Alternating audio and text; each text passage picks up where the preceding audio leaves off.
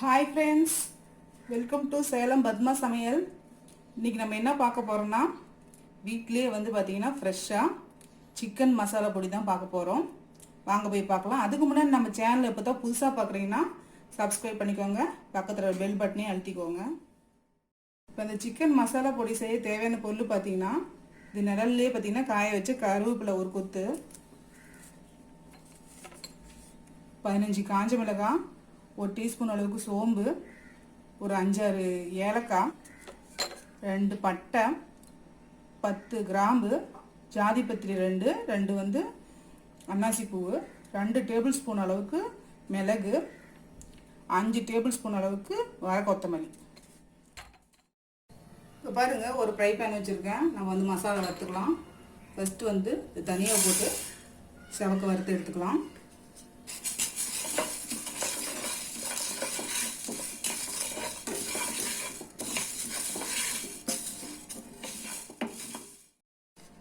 பாருங்க, நல்லா வறுபட்டுருச்சு.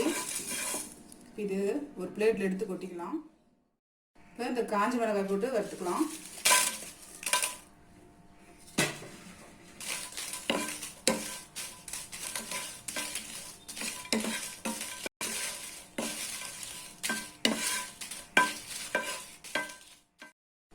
ஓரளவுக்கு வறுபட்டுருச்சு மிளகாய். இப்போ நான் அந்த கருவேப்பிலை இதிலே போட்டு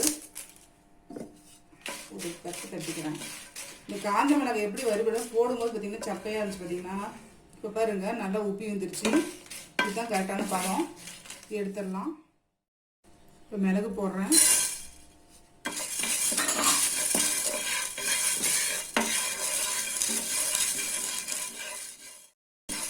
இப்போ மிளகு வறுபட்டுருச்சு.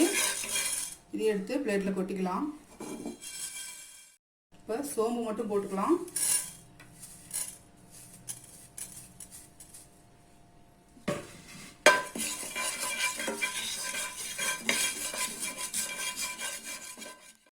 இப்போ பாருங்கள், சோம்பு வறுபட்டுருச்சு.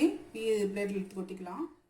இப்போ நம்ம பாக்கி இருக்கிற பட்டை, லவங்கம், ஏலக்காய், ஜாதிபத்திரி, அன்னாசி பூ இதை லைட்டாக வறுத்து எடுத்துக்கலாம்.